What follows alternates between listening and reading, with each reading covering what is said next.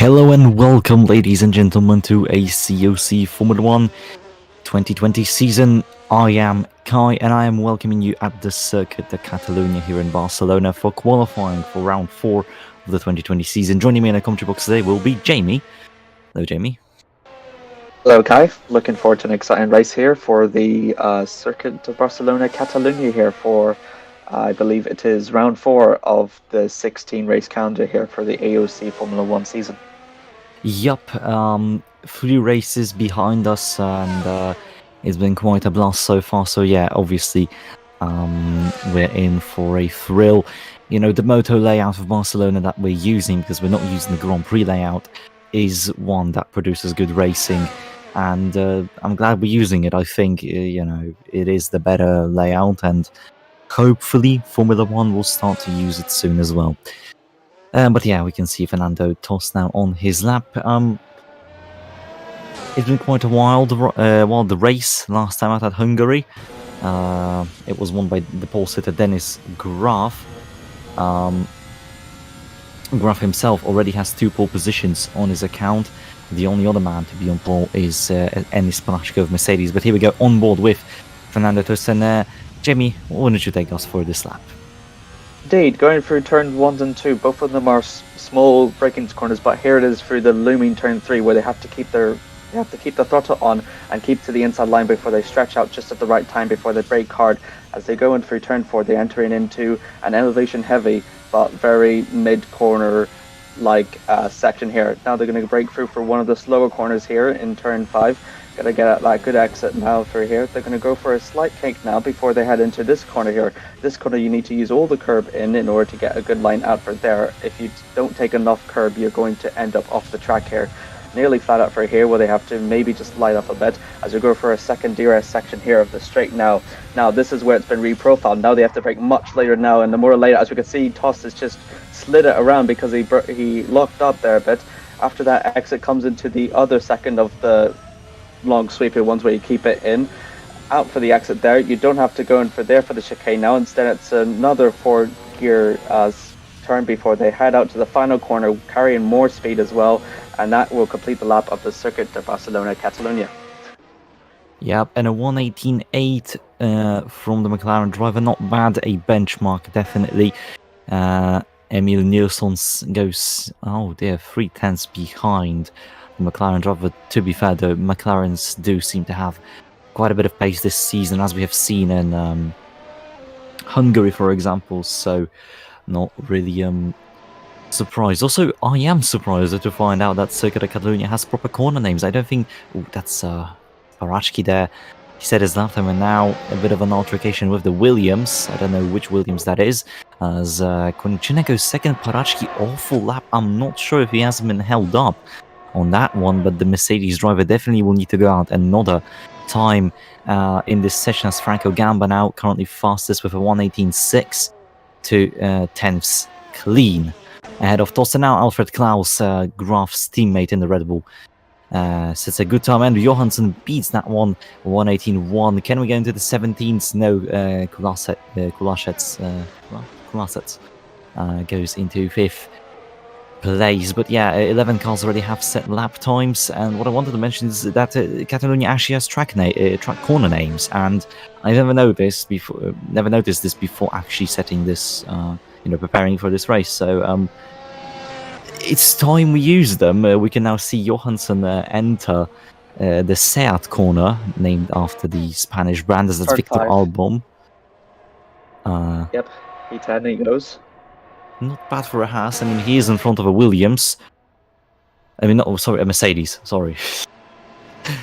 Wrong car. Haas and Williams have yet to score points so far this season as well, so this could be their time to actually score points, as we could see Dennis Graf and Farina both 3rd and 4th respectively now for their teams, which is pretty good as well considering their position in the track at the moment. Yeah, one thing also to mention, Kai Tereshna at the moment in 5th, which is surprising considering his lack of pace in the recent races, and that's Enis Panachki in the gravel, and that's a spin, and let me tell you, that car is facing backwards, and he is no longer going to participate in the session. He does the same thing I believe he did in Hungary in the race. He goes aggressively over the curb which bumps him into the air. Can we get an onboard shot, or is that? You can just see that the car was airborne just very so slightly, which means that he had absolutely no chance of controlling that car to avoid hitting the Williams. Yeah, he just go. Still, the move was not on. It was too aggressive. He could have just backed out and come into the pits, go for another lap. And this Parachki is gonna be knocked out of the session here. That's big. That's massive for Mercedes. The North Macedonian is not gonna enjoy himself, and he's at fault here. The Williams of Suto, he was just on the circuit. Nothing he could have done. It's really going to damage Mercedes' chances now of trying to catch up to Aston Martin Red Bull Racing for the constructor standings as well, with Parechki he's got so many cars to try and make up now in order to score those valuable points, and especially when Barcelona is not a very overtaking favourite track as well. Parechki is going to be kicking himself in the head for that one. Yeah, especially since, the same thing happened in Hungary. I can only talk about races I were therefore, right? But in Hungary, he also struggled in qualifying. I believe he qualified on the 4th row, so P7, P8, or those whereabouts, P6. He dropped down the order. He tried to punch through, which later caused him to DNF from the race. So, yeah, not the greatest last few races for Enis Parachki, and I think Mercedes will definitely consider, maybe a change of a driver as we move forward, as the car is still parked there, because they're losing points in the constructors' standings. Aston Martin Red Bull Racing, in the last 2 races, have scored 84 points. Meanwhile, Mercedes managed a measly 41. That's less than half of Red Bull. Yep. In the last 2 races, they've scored more than Mercedes AMG's points tally for the entire season. Now, that is showing how good this Red Bull variant is as well as their performance as well, especially with Danny Graff's qualified performances also playing a key part to that. And you can see here why he is the man to beat in terms of the qualified, as he's currently provisional pole at the moment.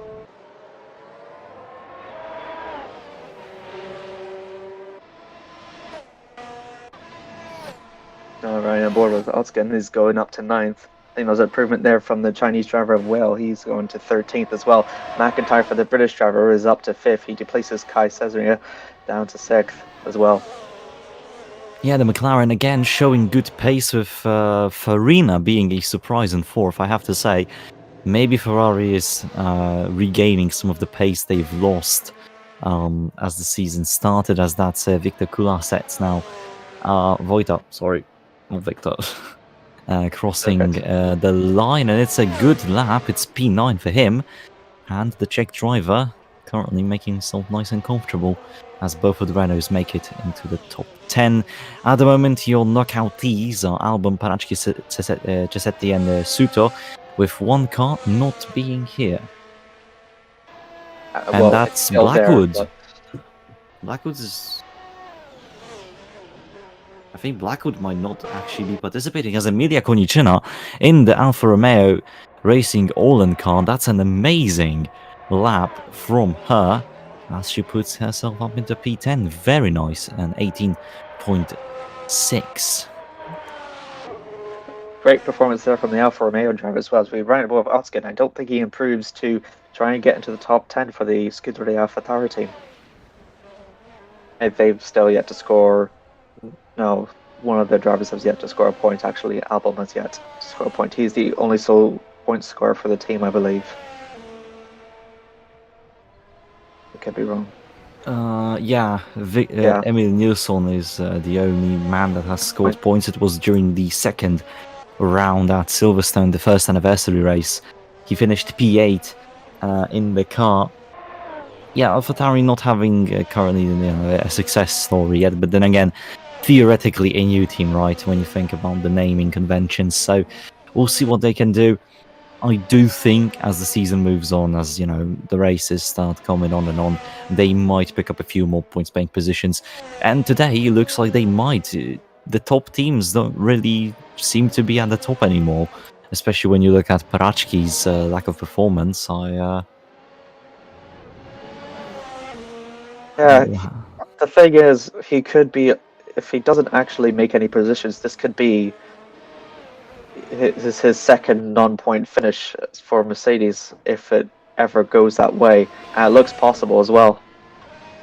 Yeah, and there's a not good news. That's not good news for Ennis because he has pace. I mean, last season, if we want to talk about standings, he finished third in the championship, scoring 3 wins to his name, and ending the season on a streak of 6 podiums from the Belgian Grand Prix all the way to the finale at Interlagos. So he has pace. He knows how to drive, but He was also one of 3 drivers as well during that season as well to complete a hat trick. He did that in round 13 at the Italian Grand Prix, which shows that he has good qualifying potential, good race potential, and can maintain the race lead as well to the last lap. And just seeing him here, who's only got 1 win in the British Grand Prix at the first round, it's really surprising as well, given his talent and his his stature as a Mercedes driver as well. yeah, just a correction, he did that during round 14 in Suzuka in Japan. I think it was Suzuka at least, but he did it in Japan. But yeah, thing is, I'm looking at the standings, and Parachki also had a miserable start to 2019, finishing 6th, then 8th, and then, he picked the pace up. So I guess he can still climb himself. Oh, he was at McLaren for the first 2 races. That explains it. Yeah. But still, there is hope, I suppose, for the man. Nothing is settled yet. It's not over till it's over, as the ACOC saying goes. So maybe he'll avenge himself, so to speak. But at the moment, he's not making it out of the session. He is out. Victor Albon improves, but it's not enough. 21 thousandths behind Nilsson, and that's a very good lap time from Tereshny as he goes up into 4th, tossed into 6th. Franco Gamba, the track conditions seem to be improving. Checkered flag, Q1 is over. Let's see what the Renault driver will be able to do across the line, and he stays in 7th. Laban Sajnickai is now going to cross the line in his more scarlet red Ferrari, and it's still 13th. He should be safe though, Josef Frederick Suto. Currently last on the grid. It looks like Jafari Blackwood will not be making the grid today. Weird situation. Did the Haas team not have enough fees for qualifying appearance, or? Oh dear. Jamie, Yes. Parachki is starting behind a Williams today. Well done, Sito, as well. Yeah, that's a good lap from Josef. He's only 8 hundredths behind Victor Albon, sorry. So that's a really good lap time for the car that the Williams is, but We're 4 tenths ahead of his teammate as well. It's a pretty good as well for Williams as well. It does show that he's outperforming the car as well. And well, as you said, given the Williams performances, it is good for Situ to have managed to climb up to 17th as well, even though it may not significant from the naked eye. I fully have to agree with you, but I also have to say this race might be a thriller just because of Parachki, but kudos to Suto. Nilsson gets knocked out by Albon. I forgot to mention that, and that's that's Q1 done. Yeah, absolutely.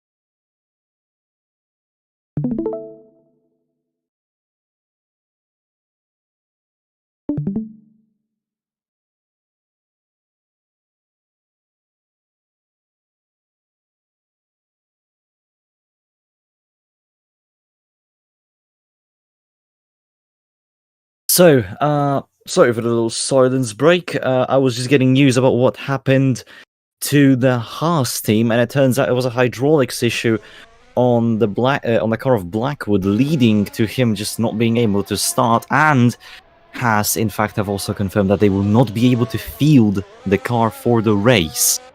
So we're gonna be having only 19 runners here, and I think this is the first ever DNQ in history of ACC in Formula One. At least I think so. Yeah, it is. It is the first. It looks DNQ. like it. You know, Haas is making history as the only American Formula One team in a long time. I guess you could make that argument. You're watching history in the making here, viewers. Here watching live for the qualifying session. First time we'll have 19 cars in a Formula One grid. That will be absolutely surprising as well. It's definitely not the thing that Haas would wanted, given that their position in the standings as well. Despite having a slightly better car than Williams, having this is not actually going to do them any favors. Yeah, especially when, Suto and Cisetti are not bad drivers. They have pace, so it's not completely out of the blue that, they might actually, in the whole hecticness, I guess you could say, of this race at the moment, they might end up scoring that 1 point or two. And if that happens, Haas will be in a lot of troubles. Now, Fernando Tost, once again, the first man on the track. As I mentioned, corner names, now I should apply them. Turn 3 on the circuit, that's the name of Renault. Now he is going through Repsol, of course, one of the oil refineries, I guess, brands from Spain, into Seat. I mentioned that one before.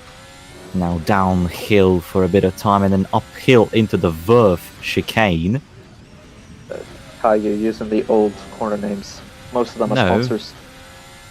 Those are the current corner names. I am currently on the race circuits.com thing.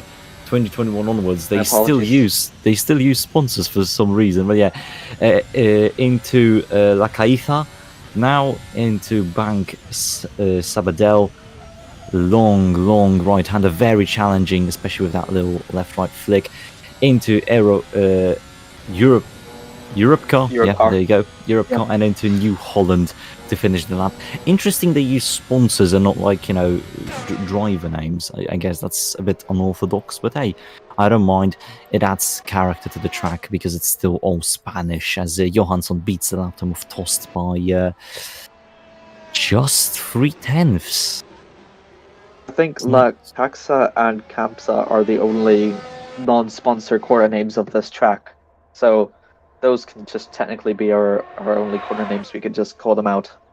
Yeah, and theoretically South, I guess, deserves a mention because it is like, a car company from Spain. But yeah, Alfred Klaus now says the fastest lap, 60 thousandths clear of Johansson. They have Tost, McIntyre. Chereshnya now goes third. That's a very good lap time from the man, and the Racing Point looks like they have regained the pace, or at least he has regained the pace to challenge Thomas Mandic, and maybe the pink car is finally having the same pace as it did in Formula 2 for him. Farina in 6th, Konichina in 7th, they have Sajniczka and Albon. Slower times currently, especially in the bottom half of the pack, than in Q1. Mandic now joins his teammates. It's a Racing Point 3 and 4, and Gamba in 5th. Yeah, it's as you said as well, for the Racing Point as well. They are doing well, especially for Kai. Kai's currently on 6 points and 12th in the standings. A good performance for him will need him to score points for the team as well, along with his teammate as well, who's right behind him as well. This could be a very good. This could be a very good race actually for Racing Point to capitalise and gain in on their midfield rivals in Renault. Yeah, and that's true. If you look at the championship standings, it's a 1 point gap between the two. So, Kai finally performing will help them. Will help Racing Point defeat the French manufacturer outfit. As more and more cars set lap times, the whole field of Q2 have set lap times. Wale goes 14th, Kulas is 13th. And, well, at the moment, Sazniczka in the Ferrari and Kolasec in the Renault would be knocked out, which is definitely a surprise. What is also a surprise is Dennis Graf in ninth, the championship leader, a full second behind his teammate. It's very characteristic there for Graf as well. He's actually been on the verge of knockout as well. As you can see, Mandic has displaced Saznia for third, his Racing Point teammate. Those two look very comfortable for Q3. Actually, they are looking to be in a very safe place as well. I don't really see them being in any trouble as the minutes tick by. But yeah, Dennis Graf is ninth is really weird as well, considering he's one of the strongest qualifying performers so far this season, and he's actually on the verge of knockout. If he as we can see him here, he's now going to complete his lap now. He's going to have the slipstream of the McLaren. Only 8th. He's actually struggling. Yeah, Graf, it might be the Red Bull strategy of, saving the cars for Q3. We've seen that happen in Hungary, in which they kind of didn't really perform in Q2, and then in Q3 they took that pole position. I believe it was even a 1-2 for them, so it is a risky strat, I have to say, but I think we shouldn't be scared for Graf. I think he'll manage to make it through. Red Bull is a competent team. They are the dominant force this season. But yeah, we'll have to see. We'll have to wait and see what they do. As it's Victor Albon now on the lap. If you look at the gaps between Konicina and Kolasec, I just noticed it's 1,000th of a second. This qualifying session then, really very close as well. Graf and McIntyre as well. That's kind of weird as well. McIntyre, the McLaren driver, actually being that close to a Red Bull. But as you said, maybe Red Bull are saving, and as you said as well, it's a very, very risky strategy to have, especially in case if there might be any shocks, any one of them. Oh, look at that, McIntyre and Graf exchanging lap times. I think they are very close together on the track, and it's still just 7,000ths of a second. Yeah, Graf is in McIntyre's slipstream. That's why that you can see them just trading in between each other. It's only 7,000ths a difference between them, I believe. Yeah, it is. Yeah. Interesting. I think Graf is just being held up by Lewis, but then again, he theoretically has the better car. He should be able to get through. While they're now currently last behind his teammate and on track behind one of the racing points. I need to see the number to be sure which racing point that is, but there's a name in the bottom left. Yeah, but that was the car we were following. I couldn't see which racing point. Anyways, Kolasec now starts his lap. The Renault driver really needs to get through. He's so far been the better driver when it comes to points. Vojta is 8th, Gamba is 10th. The difference between them, though, is just 3 points, so it's not that big, really. They've been doing a very good job for the French manufacturer. Farina in 10th also would be hoping to go through into Q3. Sazniczka improves, but it's just P12 for the other Ferrari driver. So Ferrari on the verge of knockout here. Ferrari and looking like they will be battling for scraps as the McLarens do look more comfortable here. Never mind, Ferrari goes 7th. Very impressive there from the Ferrari. Is nearly on the verge of knockout as well, as you can see. So and Graf now looks to be in trouble, because if his teammate, Farina's teammate, actually improves as well as Farina does, he could be on the verge of knocking out as well.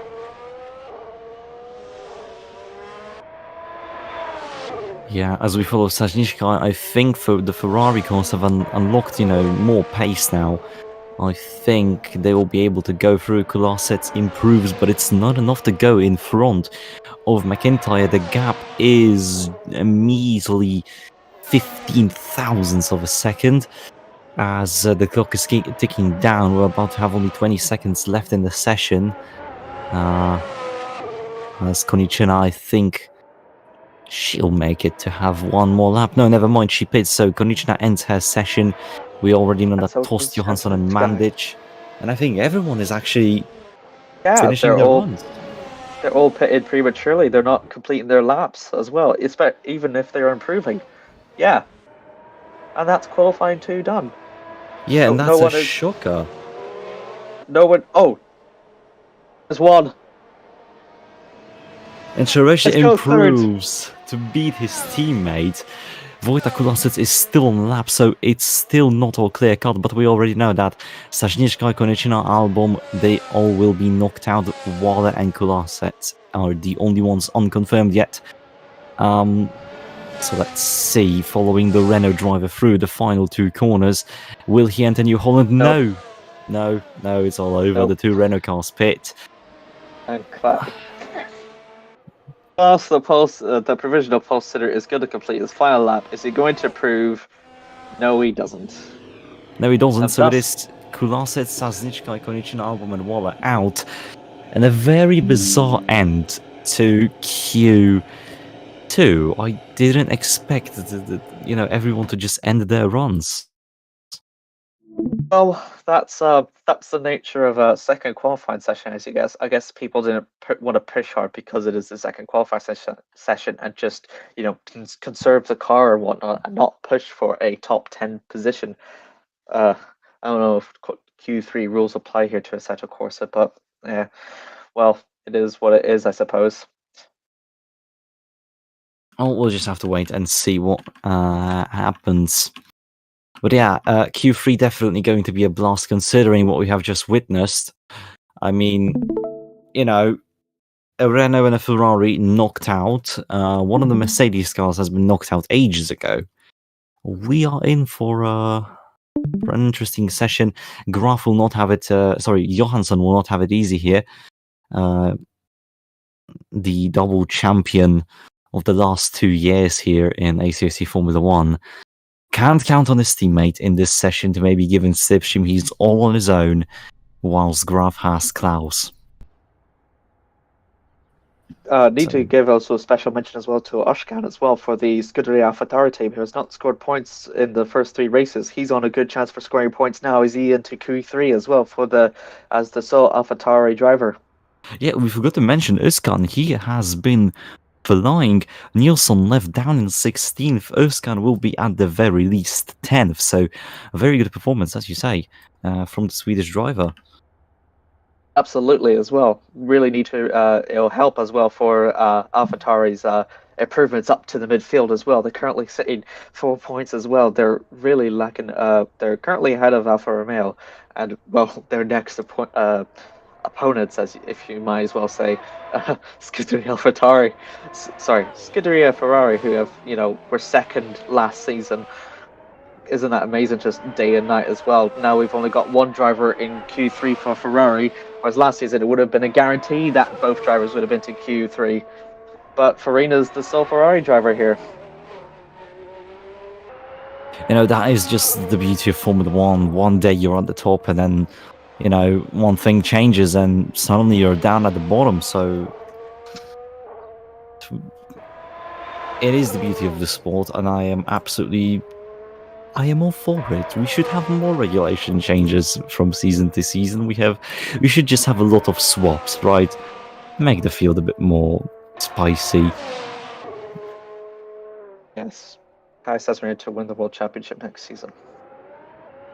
No, listen. I don't own this league. I won't have it that easy, but you and your connections will never know. Luca Farina is on his lap now, and he's going to be the first of the Ferrari drivers as well to start his lap. I'll be honest, I'm not sure, given the characteristics of this track, of its downforce and its high speed corners, if being behind a slipstream is the best, or if just being alone is better. I'm not sure, but given from the previous pole sitters, they were kind of mixed. I think Graf in his qualifying 1, he was behind a slipstream of a McLaren driver, and then for the next qualifying session, I think the Red Bull driver was alone. So I'm not sure. It's the other way around. Graf was definitely faster in the clean air. Also, just having drive in front, even when theoretically, here's what we can see with Farina here. That's 4 or 5 car lengths in front, maybe 6. 6 car lengths at the very least. it's already enough to put you out of your groove. It's already enough to, have an impact on you just because you see another car, right? And there's this constant feeling of dread that what if they suddenly just make a mistake, right? What if they start to pull away from me? It's a massive psychological factor on the drivers. So we're gonna have to wait and see how Luca Farina survives having a car in front of him. And it's a 1:18.4. That's a good lap considering what we have seen in Q2 and Q3. So a very nice lap from the Ferrari driver. And that benchmark is going to be tough to defeat as Gamba 3 tenths behind him. Mandich. Really good there for the Racing Point driver. Wow. Outperforms a Ferrari. And Racing Point are stars and beyond. Amazing for this performance as well, for the Spanish qualifying session as well. Amazing there for Mandich as well. Really, really impressive there for the what is it? Croatian, thank you. Yeah. Mandich doing really well, and he is actually in front of a Mercedes. Jesper Johansson by okay, let me quickly do the maths. 27 thousandths. Good maths. Otkin is going to be at least 10th, so he's not a worry. But he outperforms McIntyre as well, and Tost, both McLaren drivers. That's impressive there from the AlphaTauri, as Dennis Graf has now shown his true form, and he takes provisional pole here. As I said, Graf fans shouldn't be worried about his performance in Q2. Tereshna goes 7th now. I have to say, though, Racing Point have a lot of pace today. And I mentioned Johansson will struggle here. And you could see both of the Red Bulls, they released around the same time. And you can tell that Klaus did give a bit of slipstream to Dennis. They are playing those games already, but this is crucial. Graf needs those positions. He needs that early gap in the championship so that, Red Bull can feel comfortable as the season goes on. But yeah, Johansson, he's going to go for another lap. Let's see if he'll be able to improve on his 1:18.355, and he does. He goes into third. He is in front of Mandich, but he is not in front of either of the Red Bulls, as it's a 17,000th gap between him and Klaus. So yeah, small margins, but big enough to make a difference, so to speak.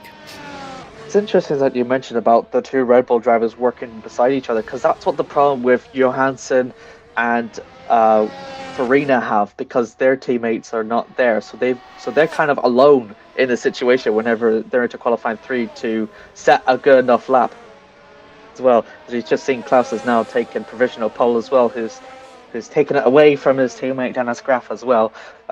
Really good there for the Swedish driver. Yeah, interesting. Klaus went for one lap longer than Graf and unleashed or at least he made a gap to Graf, because Graf was not that far behind Alfred Klaus, and now that is bigger. There you go, he's there. I guess he slowed down on one of the laps and made a mistake or something. Maybe tried to get a run in clean air. Johansson going for yet another lap. That's 3 laps in a row in push mode for the Merc, and it is still third. He does improve. It's 1/10 slower than his previous lap as well. He No. sure That's really needed the gap to that's the gap to pole position. He did improve on his lap. Oh, he did? Oh, okay. Yeah. Wow. If the time goes red on the timing tower, that means it's an improvement in qualifying. Mandich, 4th. Tost, he does not improve. That is that's worrying. McLaren's, they just lost all the pace they had. Graf not improving either. I think Alfred Klaus might actually be safe here, as it's 30 seconds to go in the session, and we have 4 cars in a pit lane. Johansson might go for yet another lap.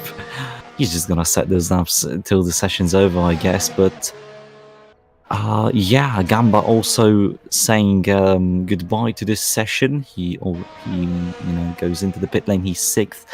Özkan, Tost, and Johansson, as well as Farina on laps. Johansson will be the first one to cross the line. Now we're following Luca Farina. And Johansson gives up. And Farina just exiting out the final corner now. He's not going to go into the pits now. He's got the fifth car now. Is he going to improve? No, he doesn't. The Racing Point actually outperforms a Ferrari. What times we're living in here? As odds get it, he's already done a basic performance from Scuderia AlphaTauri now. Is he going to make it any better? No, he doesn't. Not enough to displace Kai Sesmir for 7th. And here it is. Tost comes in, and there goes Dennis Graf. Is it going to be pole position? No, it is not going to be. He doesn't improve enough, and that is Alfred Klaus of Sweden on pole position. It's a Red Bull 1 and 2, and well, it is definitely something to take away. Özkan with good pace, McLaren's just disappearing at the end of qualifying here. They had good pace in Q1 and Q2, and now they're done. Farina P5, very good qualifying for him. Franco Gamba P6 as well. So I think people who follow the midfield fight are going to have a frenzy today. Yeah, absolutely. We should also mention as well that this is Alfred Klaus's first pole position of the season so far. All these times I've seen Dennis Graf take pole position has probably given the enthusiasm and momentum as well to capitalize on a pole position. It also means that Red Bull will be the first team to have both drivers on pole position this season as well. Yeah, so also, fun fact, if I'm correct, this is Alfred Klaus's first pole position since Portugal of 2018. That's a difference of so many seasons or races. 18 and hold on, 18 plus. That's 21 races without a pole position, and now he's scored one. He took pole in round 13 in 2019. Oh, he did. No, he. I think. No, sorry. No, you're right. Did. Yeah, I am right. So it's a massive gap, and it's a very good performance from Alfred Klaus. Oh, no, wait, no, you're not. It's Suzuka. Suzuka took pole. No, he didn't. No, in 2019 he did. Unless we're talking 2018, then I might be. I'm looking at the spreadsheet here for 2019. No. Oh, for fuck. That's my. It's fine. No, I do get it. The spreadsheets do get messy when you look at them for a bit too long. It's fine. My apologies, chap. Sorry for spreading you misled information. No, listen, I'm used to it. In MMS, I also spit some absolute malarkey at times. Oh my god, Kai just said the other offline championship we're not allowed to mention. Anyways. Anyways. Alright, other takebacks as well. So Ferrari have done they really need to pull their weight a bit as well.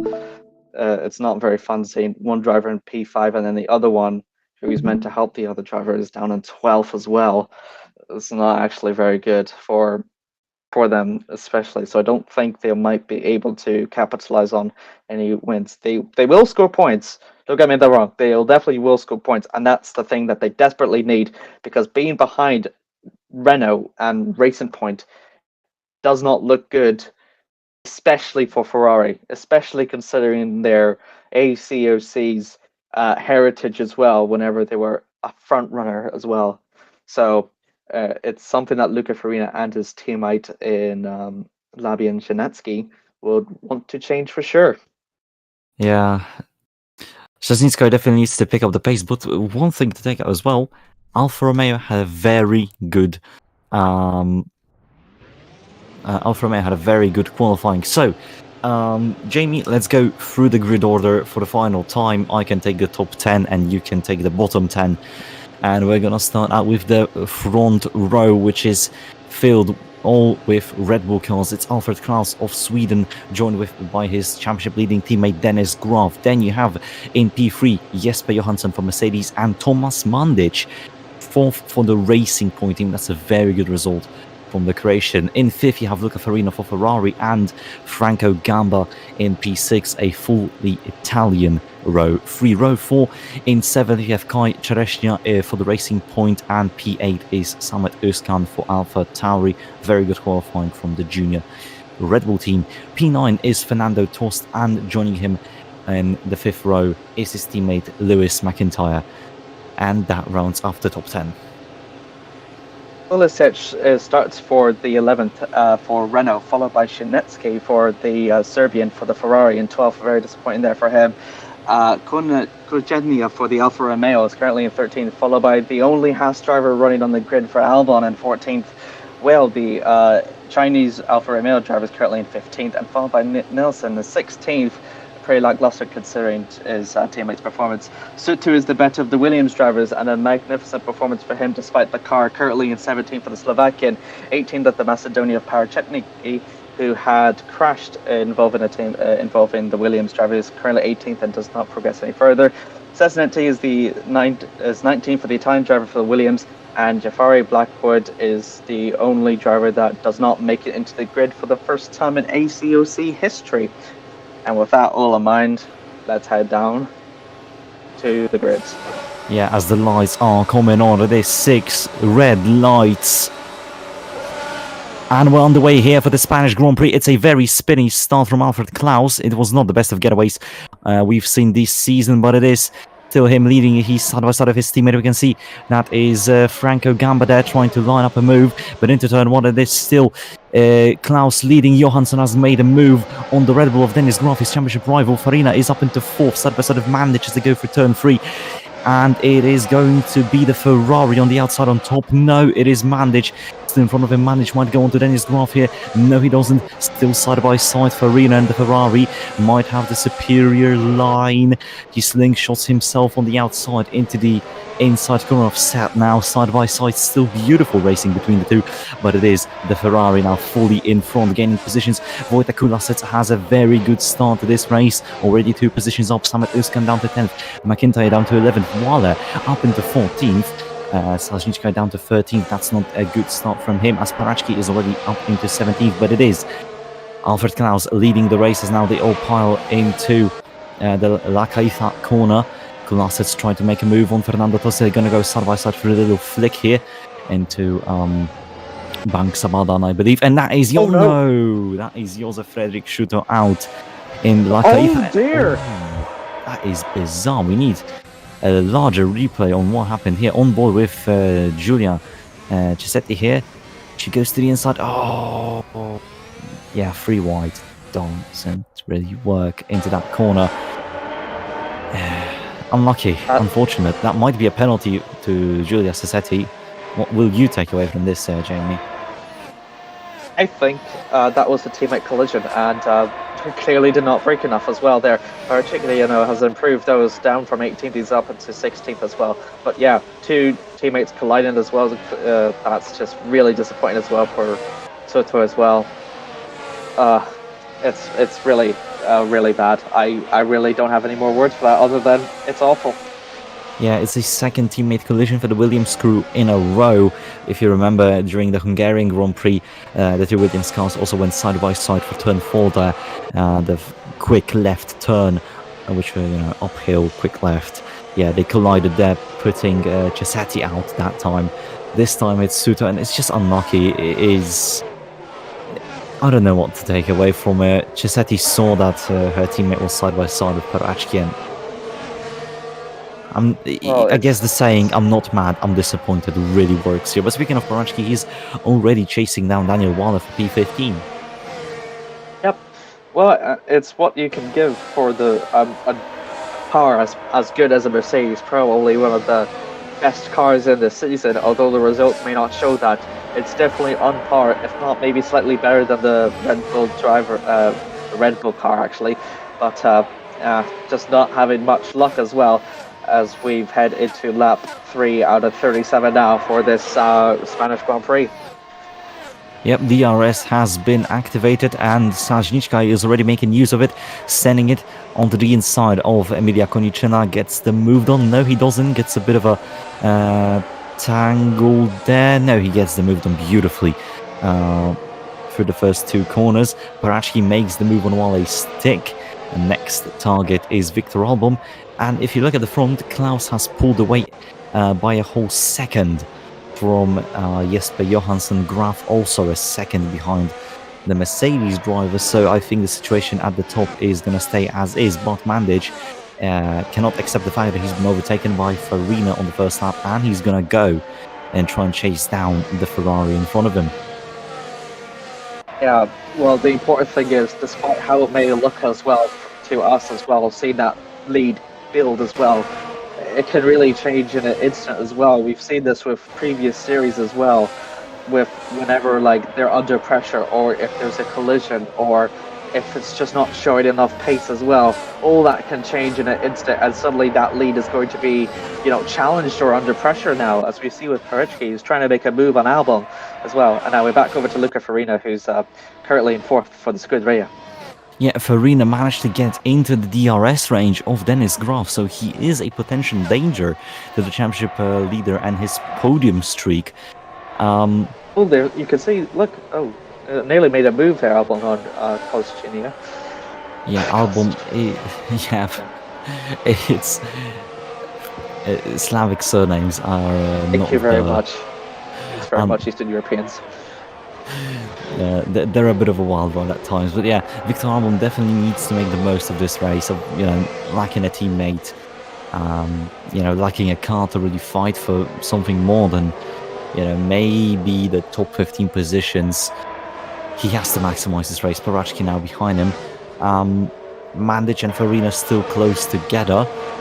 That battle is definitely going to spice up as we go further into this race. But Farina actually is just half a second behind Dennis Graf, and that is attacking region really, as Parachki not making a move just yet. He is struggling once more. We've seen this happen in Hungary last time out last week, where Parachki was there, but he was stuck behind the cars he was meant to overtake. And when you think about it, it doesn't make sense. The car difference should be big enough for the man to do it, but he's just unable to. More of the Macedonian does not have any confidence in regard to having a safe overtake with these drivers as well, because especially because the two drivers in front of him are currently in a battle as well, and there's no way he'll be able to overtake in it so cleanly as well, and be able to pull up a good distance from them while they're still battling on for position as well. It's still side by side between Konichina and Albon. The Danish driver on the inside now. We have learned in qualifying that that's a very aggressive line. They nearly come in contact. Oh, that's aggressive from Victor there. The Dane really, pulling the elbows out. But Konichina, amazing defense from her. And that's Parachki slow out of the corner. Wale making a move there. Wale was going to go and move on Parachki on the outside as well, just on the outside of turn 5 as well. That would have been a great move there for the Chinese driver. I would have been amazed if that happened. Yeah, the perspective kind of fooled us on the camera, but it is showing that how much Parachki is struggling, really. But someone who's not struggling is Alfred Klaus. 2.4 seconds nearly of a gap over Jesper Johansson already. Farina, meanwhile, chasing down Dennis Graf. Dennis Graf has no pace today at the moment, which is a surprise. Farina is sticking consistently within his DRS range, and it might be a move soon, as we can see Teresha now trying to overtake Franco Gamba into turn 1. It's a lunge from the racing point, and the 55 car does not get the Renault just yet. Tries to hang it on the outside, but couldn't really do it. Fellow pole behind him as well, and Tost might also be making a move as well if he keeps on trying to make moves in Gamba and it doesn't come to fruition. Now you can see there with Parechki trying to make a move on the sole house driver of Albon. Now it's going to go down to the inside of turn 4. Ooh, they nearly touch wheels there as Albon just tries to hang on for dear life now as they're going to go deep into turn 5 as well. He'll have the inside of the line as well, but not a good enough exit. I think that will allow Parechki, the Macedonian driver. It doesn't. No, it's Albon still in front of the Mercedes. Oh my, what is going on? That's a beautiful run from the Dane. I am absolutely amazed. Also, I don't know if you noticed, Jamie, but Parachki hit the curb the same way he did in qualifying, and that's what caused the understeer he got from the corner. Parachki is losing his cool here. That's the takeaway from this, and that is never good.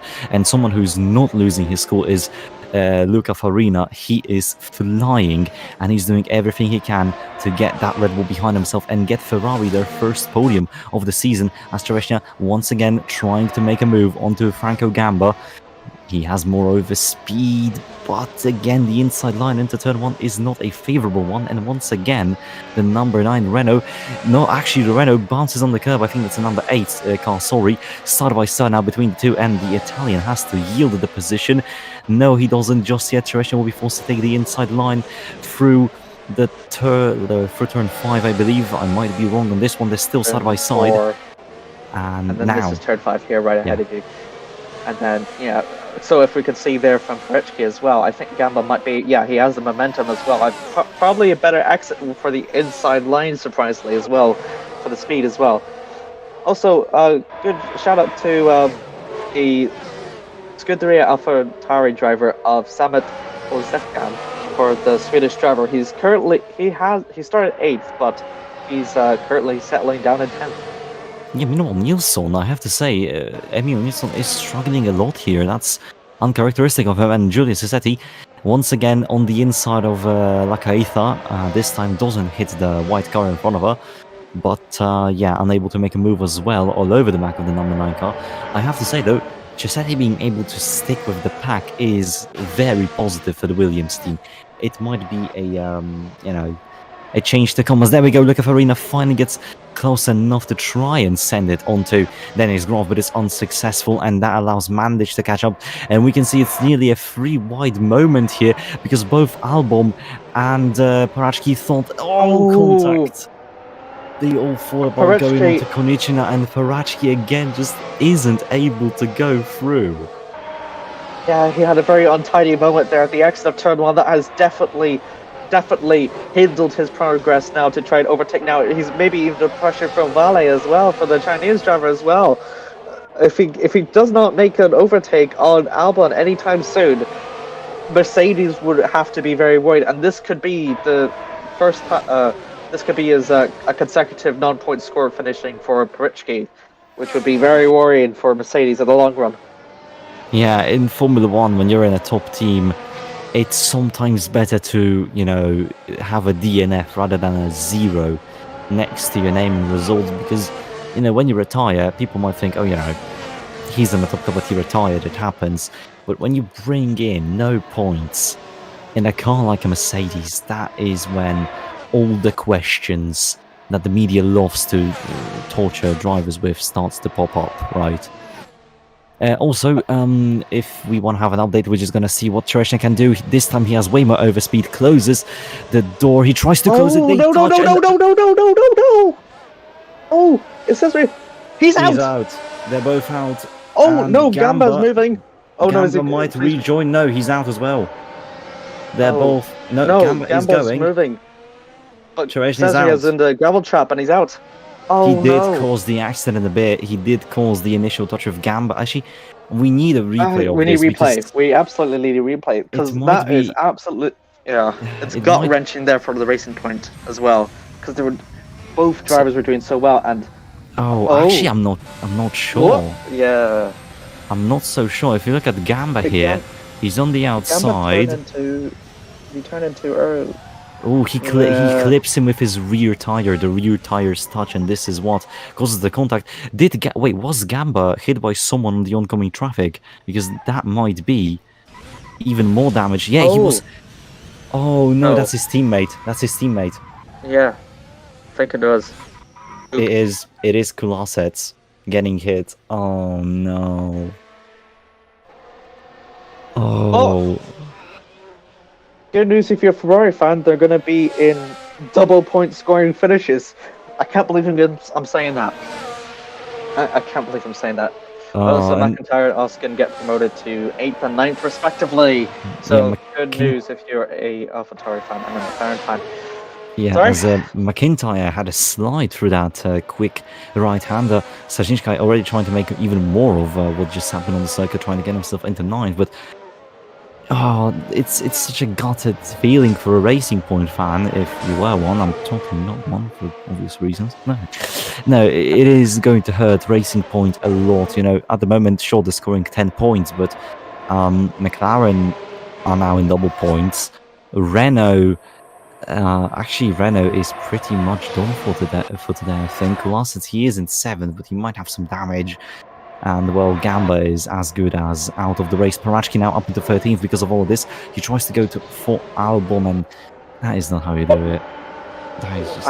What was he thinking? What is he thinking? I mean, there was no way he was going to make that move, and even if he did, it was going to end horribly.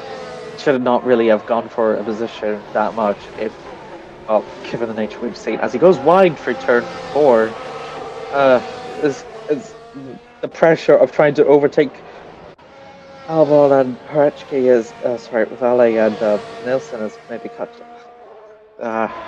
Oh well, we'll rate it. Running aboard with Mandic. He's the only Racing Point driver now in 5th. Now the deficit between him and his teammate is now going to grow. If you think 14 points between Racing Point teammates wasn't a bad enough deficit, now it's going to be increased a lot more now. Unlucky. It's really an unfortunate accident between the two, between Gamba and Tereshnia, but well, one's out. Gamba is a 5-second gap to the rest of the pack. It's going to be hard to get down to. Now going to make a move on Farina. Now they're going to go down through turn 1 as well. Is it going to make it stick? No, he doesn't actually. Farina just goes ahead and takes the outside line of turn 1 and makes it stick as well.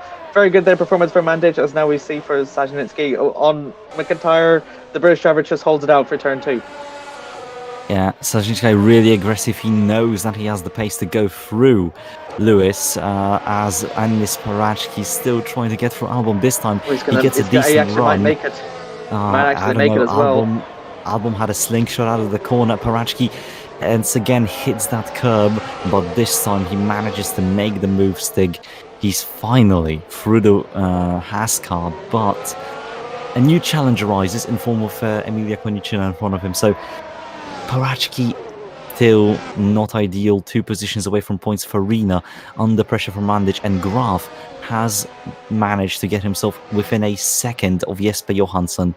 So DRS will be in use, and the two, in fact only, F1 champions in ACOC will battle it out as Parachki is going to the inside of Konnichina.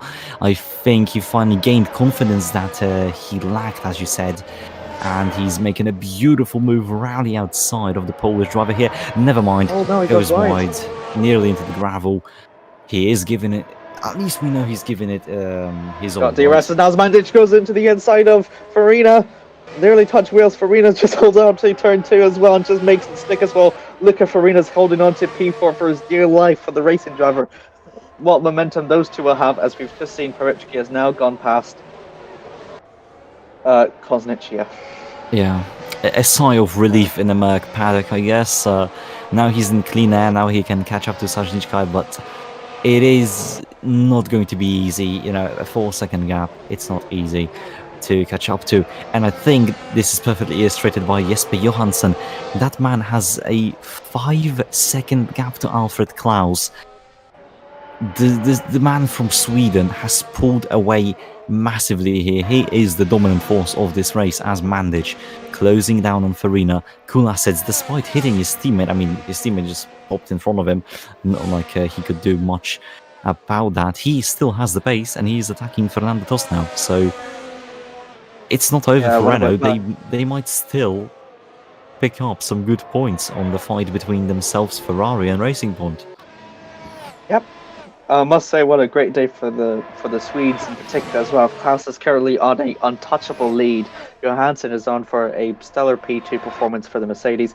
Now for Mandic, now making another move on Luca Farina as well. Luca Farina, I think, will just about hold it. He was just ahead for turn 1, and he knew it, and slightly squeezes Mandic out of turn 1 as well, and he's keeping it on for dear life.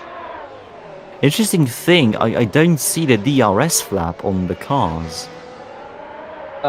It's on. You're just seeing things. It's definitely on. We're gonna have to wait and see as they go through the second DRS zone on the straight, but I'm not sure because I've seen them go through into the final corner and the flap didn't flip. Like, okay, there you go. Yeah. So maybe it's just the run to turn 1. Maybe they turned it off manually before. Maybe I'm going insane.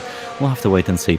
Kuma says though, number 32, one of my favorite numbers. I mean, that's a fun fact for you guys. Maybe you can write a wiki page about the commentators now, fill it with random facts and blunders from a commentary box.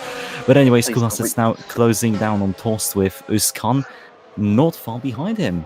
Oh, Yeah, these battle here for P6. They all have got great. They've all done pretty good so far as well. Probably one of their best midfield performances as well, aside from Mandic for the racing point as well. So any one of these can actually be in a good fight for P6. P6 it is, yeah. As Kulisic now goes down to the inside of Tost. Tost will just about hold it in for the Polish driver. That's a very good attempt there for the. For Kulisic as well, but now he's got the Swedish behind him of Otgan. Otgan has had a really good performance as well as this AlphaTauri driver is now trying to go side by side. He's on by side. Might go down for turn 4. Is he going to hold it? He's at the inside line as well. Is he going to make it work? No, he doesn't. Kulisic just about holds it out, but and he will have a better run, I think, because of the inside line as well through that turn 5 as well. Yep, that's a very good performance there from all 3 drivers as well. Good defending and good attacking from all of them. yeah, great stuff. But still, Özkan, I think AlphaTauri finally have the pace to attack, and you can see that in this battle. But yeah, respectful racing between everyone. And Özkan already showing himself that he knows how to, do a bit of an argy-bargy here and there. He is not afraid to make a move on the Renault in front. McIntyre and Sajicka have caught up to this pack. Meanwhile, Dennis Graf is slowly melting the gap to Jesper Johansson in front, and Klaus is only increasing his over his fellow countryman in P2. That gap is already up to 6 seconds now. That's They will have the DRS sword as well, and Stezhnitsky as well, and McIntyre in the back as well. Might also be in a little fight as well for P6 as well. This will be a great fight throughout the entire race as well. As Kulisic tries to go down the inside of Toss, won't make it work. He's not close enough as well. Oltsgan and the Swedish driver might be having a move as well, but he's got McIntyre as well behind to worry about as well. Stezhnitsky, meanwhile, while all this fighting is catching up, he's actually managed to catch up now as well in the battle for P6 as well. Look at all that fighting as well. This is all fantastic. It really is. We have fights all over the field when you look at the timing board. But anyways, Parachki now only 1.5 seconds behind these guys. 1.3. The gap is melting, and we might have the Mercedes join this little fight for P6, and that will definitely spice things up. Gamba has already closed the gap down to Cisetti to just 3 seconds as well. Kulasset's not making a move just yet. Vojta is composed here. He knows he needs a bit of a smaller gap to send it to Tost's inside, as Graf chasing down Johansson, but he's not really within the range that DRS would help him to make a move. Mandic nearly fallen out of... Lap, I think, though. Yeah, Mandic also has fallen out of DRS range. No, he hasn't. He managed to pick it up last minute from Luca Farina. But here we go. Main straight. Vojta Kulasets to the inside. Will he be able to overtake the McLaren in front? Daring overtake? No. It's getting ever more closer though, the more laps that he do it though, and eventually there'll be a moment where Kulisic will eventually overtake Tost, I think, for P6 as well. Or maybe Otskin can maybe make an upset as well. He's going to do the same thing as he did 2 laps ago. Doesn't work. He actually goes quite wide. But meanwhile in the back, I think that was Parachki. Yeah, Parachki has managed to overtake Sajicka, but Sajicka now goes to the inside, and it is going to be Parachki in front of the Ferrari. No, they're going to be side by side, and the Ferrari gets in. No, he doesn't. Parachki, the fighting spirit is there, and through the chicane, he manages to get the move done. Beautiful stuff from the Mercedes driver, but the takeaway from this is that they lose a lot of time to the pack that Parachki just joined. In fact, they're out of the arrest range for those guys, as Dennis Graf, as you said. The gap is smaller now, and he is able to fight his main and I think the biggest adversary in his career. Why is he not using the slipstream? I don't know why he just moved out. Maybe he's not actually fighting this lap. Maybe he's gonna take his time, maybe, which is kind of weird for Dennis Graf. Actually, no, it's not, because qualifying 2 he was slow, and then qualifying 3 was fast. So maybe he's just taking his time. I don't know. Don't be alarmed, Graf fans, I suppose.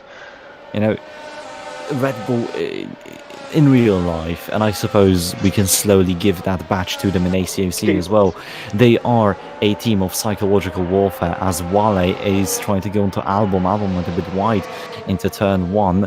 Nilsson is trying to do his best here to just get through this pack, and Julius Assetti once again to the inside, mounts the curb, nearly goes into Nilsson side by side, keeps it clean, but the Estonian will stay in front of the Williams car. It's going to be side by side on the exit, but yeah, she takes the wider line and the order doesn't change. Yeah, Nilsson nor Valley are kind of making any gains up to the upper midfield as such. They're kind of in their midst of their own battle. And now said the Ferrari, the Williams Italian driver of Giulio Sassetti is now joining in that fight as well. And if that's going to keep on going, then Gamba might actually join in that fight then as well. We're moving on back now with Kulisic as well, who is still in 7th for what appears to be a long time. Paricki is having a hit list, and he's going to mark them off one by one as one. Next on him is the British Trevor McIntyre as well, who was in a good fight with Shanitsky for the Ferrari driver, but now he's got Paricki to worry about as well. Mandic is currently 5th, still in a good 5th for the Racing Point, don't get me wrong, but his attempts on Farina is kind of taking his toll as we see Valle, who hasn't trying to make a move on the Dane of Albon, but didn't make it quite work. So, lap 18 out of 37, we are slowly approaching the midway point, Jamie, and if you were to make mid-race predictions, right, would anything change at the top? I'm not I can't be for certain, because Klaus looks like he's got a good lead, and given his racecraft, I think he'll be able to pull it off. I think he'll be able to maintain the lead. His lead is constantly climbing, and I think he'll be able to just about do it.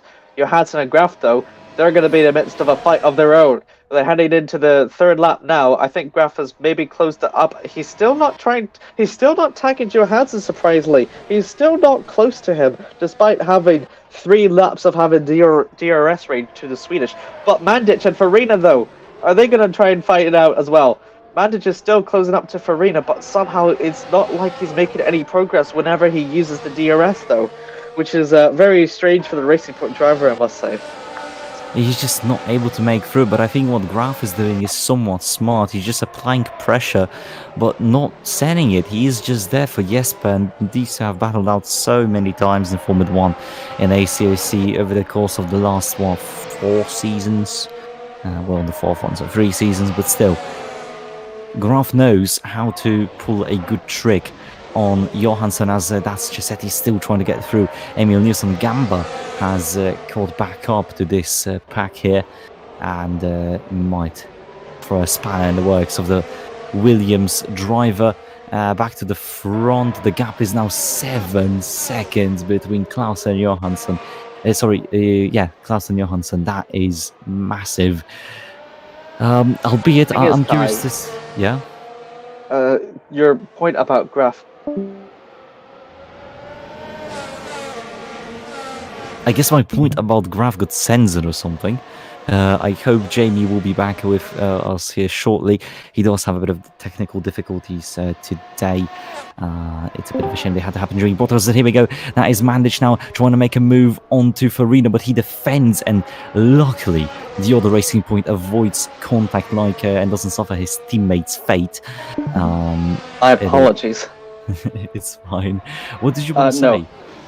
Johansson is the all-time... Oh wow, what a good performance there from Valle. Valle's trying to make the move. Oh, they nearly touch wheels. Whoa! They did touch wheels there, Wale, and I'm very lucky that this did not escalate into a crash of Gamba and Chereshna there, because that would have been a copycat of that, if not worse, because of all the cars behind them. So very lucky for the two. That might be a bit of a warning that they are pushing themselves a bit too much. Absolutely, Valle is attacking for dear life and Albon is defending for dear life. And whenever you have these two mentalities crashing together, this is the kind of performance that you can expect from those two. Some wheel banging together as well that can nearly end in travesty as well. But no, I was going to say Johansson is one of the most successful drivers in ACOC, and Dennis Graff is trying to do that kind of strategy as well to maybe force Johansson to a mistake. It kind of be uncharacteristic for Johansson to make such a mistake as well. Actually, no, he might actually make a move now. No, he doesn't. But yeah, if he is doing that kind of that sort of strategy for a race long for race long, it'll be interesting to see if it will actually pan out or if it will actually happen. But I honestly can't see that coming. So I think Dennis Graff will have to make an overtake sooner rather than later. Because I think the pace between Klaus and Johansson, I think it's more to do with Klaus rather than Johansson's lack of pace, I think. Ooh, that is, again, Albon, very good defense, but he goes over the curb a bit too aggressively, and that is Wale. Up into 13th, Albon goes down, and that's a move from Samet Özkan onto Lewis McIntyre, and that is a defense, in fact, from the AlphaTauri driver, and he does defend from the Brit in the McLaren. The gap up between the leaders, 8.5 seconds now. I'm just going to keep you updated because this is stellar performance from Alfred Klaus. But Dennis Graff also applying pressure consistently lap after lap onto Johansson, and in fact the gap is down just 4/10 as they exit the final corner called the New Holland and onto the main straight. We will see if Graff will finally be able to do something here. He is in the slipstream, and no, he's still not using the slipstream. I don't understand why he is getting closer, but he's still not making most of it. It looks like he's lifting off on the straight because the gap is so small that it's a no-brainer that he would be already on the back. As we're having a bit of a replay, what happened here to Thomas Mandic? He must have lost some pace. I think it might have been a mistake as well, trying to catch up to Luca Farina. I think either that or it was attempting an overtake as well. I think we might have just missed a move here. Let's see. Just might have missed a move, yeah. Flap open. Side by side. Textbook. Absolute textbook there. Well done from Mandic as well. Yeah. Beautiful stuff. As we follow the pack, Parachki into the points, but it's not all clear-cut yet for him. Stachishkai close behind, and the longer Parachki stays in this pack, the more, I guess, pain he will go through, because he was stuck pretty much in the same type of a pack in Hungary, and that ended badly for him with a DNF, so hopefully he doesn't crack under pressure this time, as we are gonna go back from the back markers, so to speak, to Graff and Johansson. Very good and respectful battle between the two at the moment, but no fireworks just yet. I'm sorry, Graff has been just constantly lifting. I mean, listen, Johansson, not using the slipstream. That's not a battle. He's just been behind him. He's just been a back marker. Listen, it's a battle of the wits, okay? Graff is trying to be smart here. Okay, fine, whatever. Johansson's actually going a bit more defensive now, and that's going to end badly for Graff as Graff tries to make the move on Johansson. Oh, Johansson nearly loses it just a little bit. Just a bit of a correction there from him. So now going for turn 3. You're right, he is actually cracking under pressure now. He went a defensive way too early. Yeah, it's still not a successful move from Dennis Graff, and he might have to wait a bit more to make it successful. Kolasets tried to make a move on Tost. Özkan behind McIntyre. This whole pack, this is a pack of, 5 cars battling consistently lap after lap. Sorry, 6 cars. It's fantastic to watch as Emil Nilsson. Yeah, 6 cars, you're right. And it'll soon join, because if they continue fighting and no positions are going to be made, then Koznitsky, Vale, Albon, Nilsson can maybe all catch up into them for this mega grip or battle for 6th as well. And that will be an amazing thing to behold for sure as well. But all of them are just producing great racing as well. Even if Klaus and Johansson have it's 9 seconds now. It's now 9 seconds now between Klaus and Johansson. Yeah, Klaus is having the time of his life in that Red Bull, I tell you. This is a great drive for a man who's currently P4 in the standings. You know, he DNF'd out of round 1, then managed to get a P2 and a P3 respectively. And now it's time to do a complete the trophy cabinet of all the podium positions you can have, and add a win to his name. But don't. Parchke trying to make a move on the British driver McIntyre as well. Is he going to go do it? He's not down on the inside. He doesn't actually quite do it as well. Oh, McIntyre's had the same moment that Johansson did, and just went just a little bit wide as well. Oh man, everyone is just fighting and defending, and you can see their tyres as well. They all, albeit slightly ruined, as the more they do it. We have a saying in Polish which would translate to "Don't praise the day before dawn," and I think this is the case of Klaus. As much as the gap is impressive, this is the ACOC Formula 1. Anything can happen. I literally left with 10 laps to go, maybe a bit less, during Hungary because I had to, and Parachki DNF'd, which is a bit massive for the results of that race, promoting a few midfield teams into the points. So, we're going to sit and wait, commentate over the race, see what happens. Farina close to Mandic, Kulasets very close to Tost. I am curious to see how this will pan out as the race comes to a close. And speaking of the gap, it's going down. Yeah, Toss is not going to have the DRS now, and that might be Kulisic's time to now make a move now. And on the back there, you can see Parachki make a move, and McIntyre now. The McLarens are going to be overtaken, not just as quite, they're still not close. And Otskan is just maybe looking over the back of them. Kulisic is going to take down the inside of turn 3 as well. He's going to be side by side with Toss as well. They're going to brake hard now through turn 4 now. Is it going to make any moves? Is any one of them going to change? They bang wheels, I think, and then they go out on the exit of there, and then they're going to brake hard down for turn 5. Beautiful None of them battle between the two. A lot of respect, but it is still tossed in front. Uskan trying to do something there, and the gap is going down. Johansson has gone 4 tenths faster on the previous lap than Klaus, and the gap is slowly but surely starting to go down. It's currently stuck at a nice 8.9 seconds. Back to this battle. Parachki feels the heat. He tries to go on McIntyre, but had to back out of it. That would have ended in contact.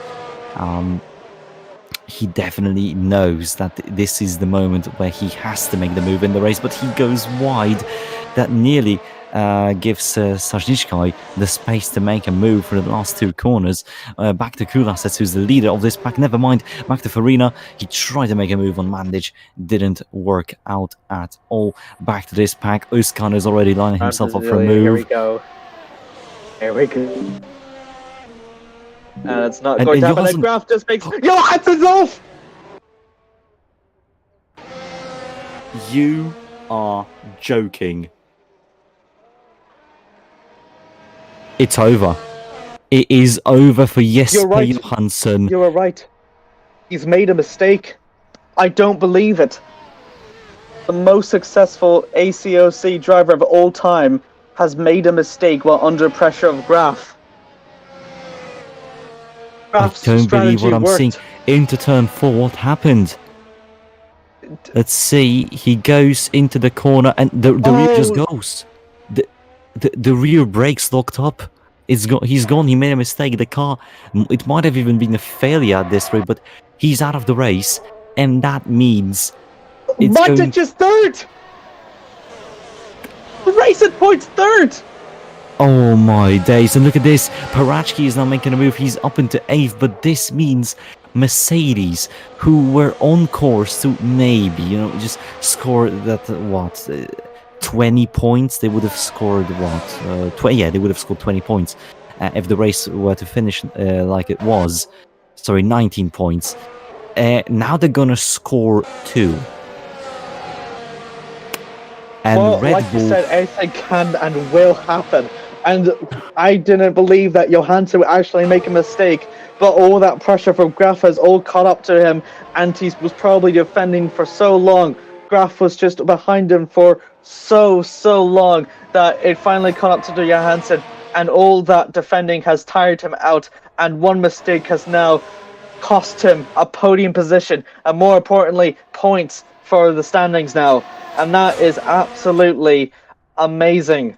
This is perfect for Red Bull because they are currently coming out with 43 points out of the race. Kulasets now onto the Polish driver in a McLaren. Tossed the defense, though he gets a hop over the curbing.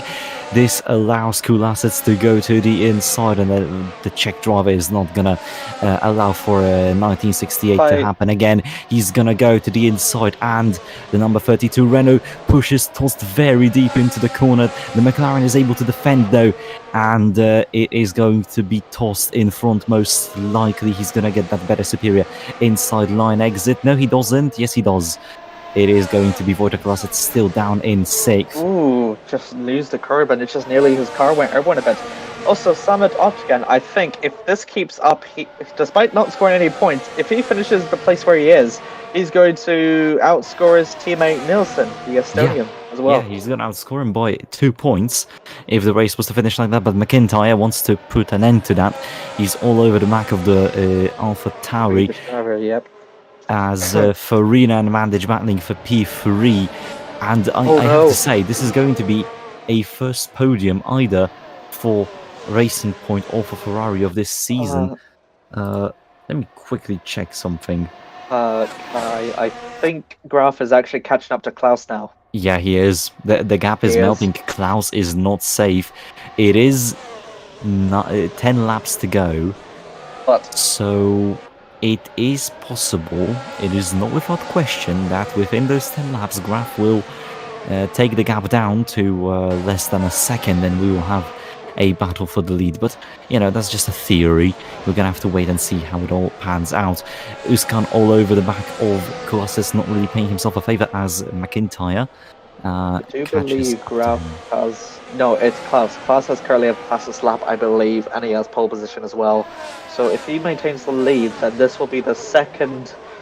This will be the second hat-trick in ACOC in the F1 season as well, which is a pole position, fastest lap, and race win. Oh, Parichki's fastest lap. Thank you very much. Parichki. Yeah, Parichki has the fastest lap. He also had it, despite being stuck in traffic in Hungary. So I guess it shows that he is pushing, but he's not pushing enough to gain positions. I'm just checking when was the last time Racing Point. When was the last time they scored a podium? And you know what? I'm gonna count in Force India into this as well. If you count Force India into this, the last time they scored a podium, it was Belgium 2017, and it was Franco Gamba, as that is Parichki onto McIntyre. Not a successful overtake. But yeah, it would be Franco Gamba in 2017 if you don't count Sahara Force India into Racing Point's podium tally, which makes sense. They're a new entry. They haven't scored a podium yet in the ACOC Formula 1 history. Well, Mantic has got a lot of... Ooh, Sanachki has just gone wide as well. Nearly went into the gravel as well whenever he went that wide on Parichki as well. But yeah, so Mantic has got a chance to break the records this year. But Luca Farina has also got a chance to make an upset as well. So it'd be interesting to see how that battle there will turn out. I think both of them are evenly matched. I think both of them will give them each other a run for their money with 7 laps to go. So yeah, so I think either Farina or Mandic can able to take third place, I reckon. It's going to definitely be a nice match between the two. Kulasets still close to Fernando Tost. The status quo still has remained here, but you know, 8 laps to go. The clock is ticking down. I don't think it will stay the same. Meanwhile, Graf only 8 seconds now behind Klaus. The gap is going down, but I don't think it's going enough. It's not going down fast enough as Parichki finally gets the confidence to send it to the inside of McIntyre, and it's a very aggressive move. It is not going to work out for the Mercedes driver. Tost and Kulasets and McIntyre and Parichki, the 2 duos that just keep on fighting, and nothing comes off in between those two, as Parichki once again goes wide, and Chesnitsky looks for a move, but he goes too wide as well. Well, so the battle for P5 is still up for grabs between anyone, and with the tires degrading and such, if a mistake happens or if there is a pace problem, then any one of these drivers here can capitalize and score some valuable points for their teams respectively as well. So that's the theory in all in mind for Tost as well, to maintain P5 for McLaren as well, which is so far been a good performance as well for Tost as well. He started P9. We reckon that they were the worst of the pace runners whenever it came to qualifying 3, and now Tost is now running P5. McIntyre's improved by 2 places. He's been 10th mostly all the time, but yeah, it's been a pretty good performance there for McLaren as a whole for a midfield team. Yeah, McLaren definitely a bit on the, a bit on the upside in recent times. But we'll have to wait to see how they can perform as Barachki just not stopping the attacks, but this is causing damage. You can see that the tire is blistered. They're not really enjoying themselves. Barachki is giving it all that he has, and it will burn him out eventually. Look at that, as I say that, makes a mistake, goes deep return for an into turn 5 now. Stashnishkai is a tiny bit closer to him than he was before. But yeah, it is definitely a good race for McLaren. They seem to be firmly in the midfield now, pretty much a consistent point scorer. Barachki might be soon knocked out of this. The problem is, whenever you're trying to make a move and you go out of the racing line, or the race line as such, you're susceptible to more tire wear and more fuel wear because you're being more aggressive. So, and then eventually, for the long run, if you keep on doing it, then eventually your pace is going to suffer as much. Which is reason why, like, drivers like Otgan and Shadznitsky as well, they haven't really been as aggressive as Tost and Harichki as such. And because the more that they fight, and then the more that they try to go down the inside, and then they don't, and then having to correct, their tires are going to be much more effective, and it might hurt them. As we've seen, McIntyre once again defends from Harichki as well, in a well-defended battle as well. Yep, Barachki is he is trying. I mean, still, at this rate, any position for Mercedes would be good enough, but he has made an amazing comeback, okay? If we're gonna jump off of, expectations and whatnot, he did gain 9 positions throughout this race. That's a lot, especially on a circuit like Barcelona. This is a very good comeback, but still, to start 18th in the first place is not good. You shouldn't be putting yourself in those situations, and definitely a lot to take in after Spain for the North Macedonian driver. The funny thing about Klaus leading is that he's partially leading all due to Johansson. Because if Johansson had managed, let Graf go, or was overtaken by Graf more than 5 or 10 laps ago, then I think Graf would have been able to catch up just about enough to catch up to Klaus. But because that Graf was behind Johansson for so long, it's not going to happen. I think Klaus is still going to win, I believe. It's not close enough, and definitely not with the amount of time remaining, which is 4 laps to go. Yeah, the gap is just too big, and the Graf doesn't really have to push, because Klaus is 37 points behind him as we speak, so if he gains those 7 points on him, it doesn't really make a difference. It's still a whole race of a gap to his teammate, and it's a comfortable one. You do feel safe with those things, so Especially taking into account that the pole position as well gave Klaus an extra 0 points as well, which will not improve anything, but yeah, but it's better. I think it's better for Red Bull to keep this one too, push them further in the championship. Graf is fully aware of that, and this finish is perfectly acceptable for both of them. It's still a podium for Klaus. In fact, he will complete being on both of the Red Bull drivers today. Will complete being on every single piece of the podium, I think. No, sorry, Graf hasn't actually finished lower than 2nd this season yet. So there you go. This just proves how dominant they are. Well, if Graf breaks, then that'll be a record for him, the only driver to have occupied all 3 podium places. But let's not give him any ideas, shall we? No, I mean, it would be quite action-packed for him to suddenly lose 7 seconds. But yeah, here we go. Barachki, one of the few final attempts, really.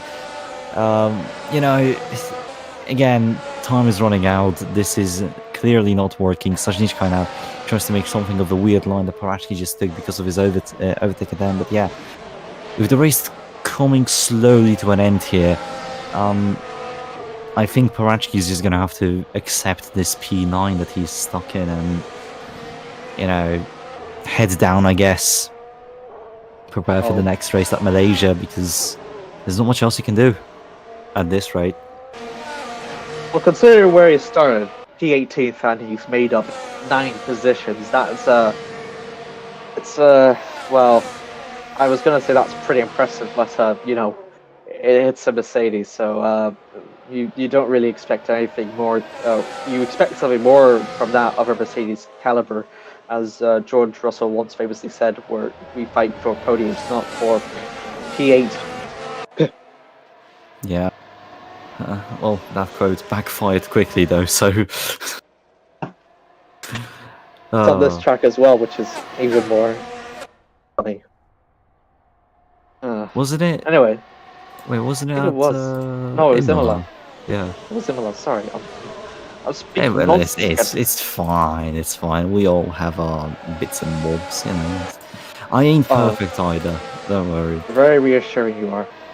2 laps to go now. No one has made any position so far, as the moment that we've been talking about George Russell.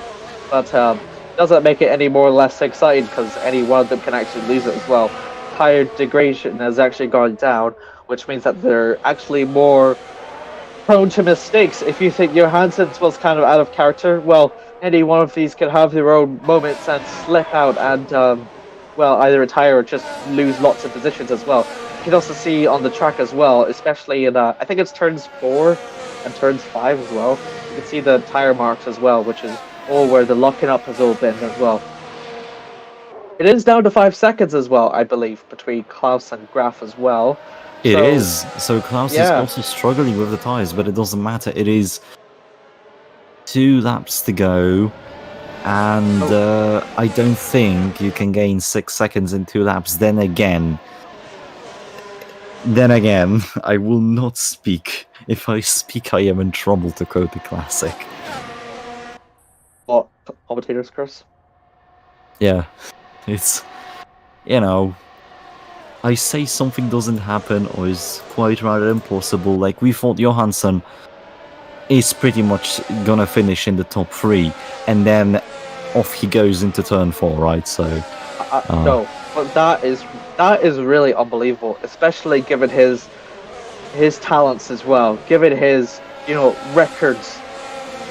He's got like all-time wins, and then I think he's got all-time titles as well. Yeah, he's won 2, which is 1 more than Dennis Graf and 2 more than everyone else on the F1 grid has ever managed to step foot in. So, you know, with that caliber, and then to make a mistake like that is, you know, it's very surreal. And well, whatever you say about Klaus suddenly losing time now, suddenly losing 7 seconds, and how Graf takes the win, please happen. Final lap now. Here we go. Klaus is on his final lap now, which means that everyone will soon be on the final lap as soon as they cross the white flag's out now. Yeah, Farina and Mandic still holding on to each other. I think Farina is still in the back of Mandic. Mandic has never been has kind of hold on to P3 for a very comfortably long time. Well, Luca Farina's probably, I don't know, either he's doing his best Dennis Graf impression, or that's just his way of overtaking things. Parachki and McIntyre going side by side. I think Parachki does it. Oh, no, he doesn't. No, he doesn't. Oh, actually, he might hold it on the outside here. To the inside, he's gonna be on the final lap. Oh, and look at this, Özkan and Kulasets also side by side. So finally, on the final lap, you have some amazing racing. Özkan goes for it, so does Parachki. But I think they will both have to yield positions to the man. And they have on their inside. Now the inside line is slow. Tost just slightly loses it as well. Kulasets nearly gone on to Tost, and Kulasets is gonna get Fernando Tost. He was waited for this his whole race. Oh no! And that's McIntyre as well, making a move on Özkan as well. And then here Kukulicic and Tost are going side by side as well. They're going for an accident there. Turn 5, they're going on for the second DRS straight as well. Klaus wins. Really With good there from the Swedish driver. Graf comes in second for making a Red Bull 1-2. Meanwhile, they're going side by side for there. Tost just goes on the outside line, and he's going to make it into the inside line through here. But look at Wojtek Ulasec, the Czech driver. Oh, he's tries going to wide! He's going wide! And that's going to come lose all on. the momentum, and Toss will lead it. McIntyre and Ushkan are still side by side there. Is Ushkan going to hold it and maybe outscore his teammate here? It's going to be Yes, side he by will. side onto the line. He does it! He does it! The AlphaTauri driver and the Swedish driver Ushkan does take 7th. What a drive from Summit Uskan, final lap, and gets P7. Kunoset sadly doesn't get it, but history is made. Thomas Mandic, Prix for Racing Point. Parachki fastest lap, and let's get through the race results, Jamie, shall we? And I'm gonna give you the top 10 because my days, what a finish. Klaus makes it his first win for Red Bull this season, and Graf will compliment him to make it another Red Bull 1-2 for the season as well for the Spanish Grand Prix. Mandic becomes the first ever driver for Racing Point to score a podium since 2017. Luca Farina, a good performance of him, but didn't quite capitalize it enough to make it a podium for Ferrari. He will still be happy though for P4 though. Tost, despite the qualifying, he does very well to end up in P5. Kulisic has done well to fight along with Tost and manages to keep P6. Ochkan, really good for him. He started in P8 and now he finishes in 7th, which gives vital points for Scuderia AlphaTauri. McIntyre will be impressed with that result after he fences off Paritsky. Paritsky, despite starting P18th, he'll be somewhat happy there with also holding fastest lap as well. And Shitsnitsky for the Ferrari makes it a double Ferrari points finish as well. Yeah, and then the lower 10, it's Emilia Konechina and Daniel Waller, the two Alfa Romeos, in 11th and 12th respectively. The lone Hasso Victor Albon finishes 13th, Emil Nilsson in 14th. 15th is Giulio Cesetti. It might change there. We'll see if the accident gets any further review. And then Franco Gamba in 16th. Johansson, Teresnia, and Suto DNF'd. One hell of a race, I have to say. And the final thingy, Jamie, driver of the day. I mean, really, can there really be anyone else? Well, actually, yes, there can, because there's a lot of good nominees as well. Like anyone from the top 5 to the from those who are fighting for the 5th position as well could have been driver of the day. Like McIntyre for fending off Paritsky and a superior Mercedes for so many laps for nearly half the race, and to still manage to fend off from him is also a very good performance from him. But it's very interesting. Like you could give it to Klaus, you could give it to Graf. I'm gonna give it to Oshkin. I think Oshkin did really well, and I think he's my driver of the day. Yeah, I have nothing to say against that. It is a fair thing. I would give it to Barachki. You know, despite not the greatest of a race, he still managed to climb those positions. So kudos to him for doing it on Spain. Next race on the F1 calendar is the Malaysian Grand Prix. We mentioned it before, but I believe there will be a race tomorrow, or at least we hope there will be a race tomorrow. And that's the F3 Spanish Grand Prix. Not promising much, but you know, if it will happen, remember it's tomorrow, and I think we can call it a day. A 30-car grid, that would be very exciting, especially given the nature of the race that we've had here today. Imagine if all that fine here, but plus add 10 more cars to it, and that will give you the Formula 3 event, which will likely happen tomorrow if the fixes are all fixed, hopefully. Yeah, we're gonna hope that the mod gets fixed. Yeah. So without further ado, I think we're gonna call it. I've been Kai as well.